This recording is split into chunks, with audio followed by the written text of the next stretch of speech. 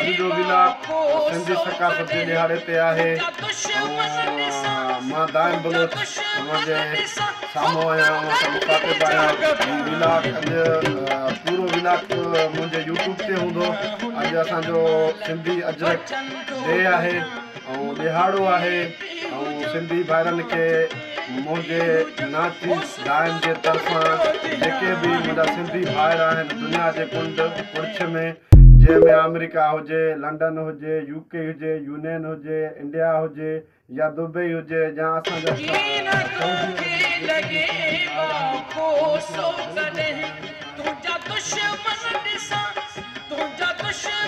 My YouTube and subscribe.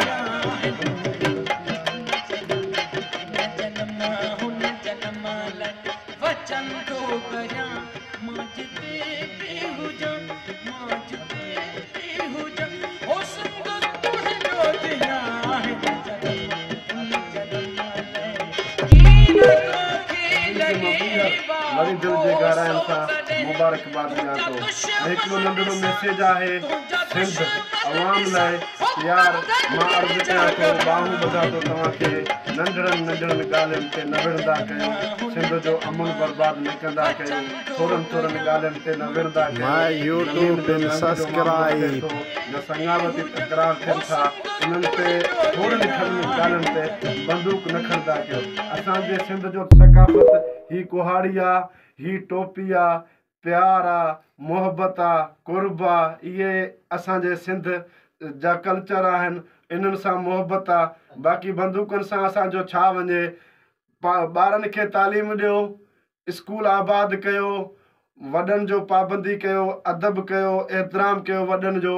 ऐं सिंधी भाइरनि खे मां वरी ॿीहर गुज़ारिश थो कयां, सिंध में ख़ुशि रहो ऐं सिंध में आबाद रहो। बाक़ी जेके भाइर नंढड़नि ॻाल्हियुनि ते वेड़ कंदा आहिनि या मिसाल झेड़ा कंदा आहिनि, बंदूकूं खणंदा आहिनि, इन्हनि में कई ख़ानदान उजड़ी था वञनि।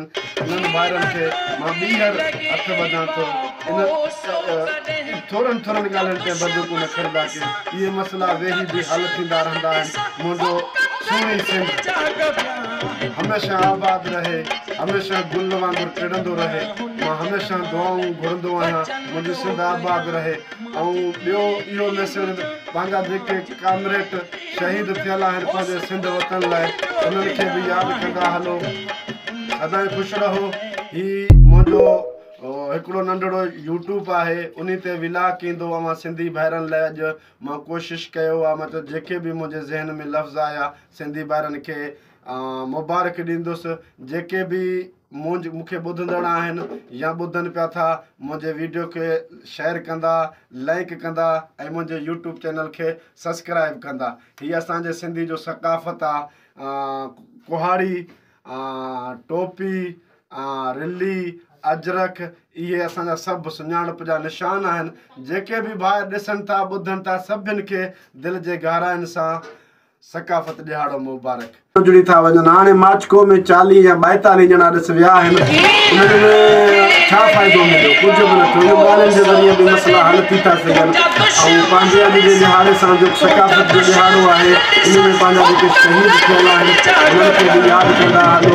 वॾेरनि जो गुलामी न कंदा कयो, ग़रीब ऐं मज़लूमनि जो साथ ॾींदा कयो।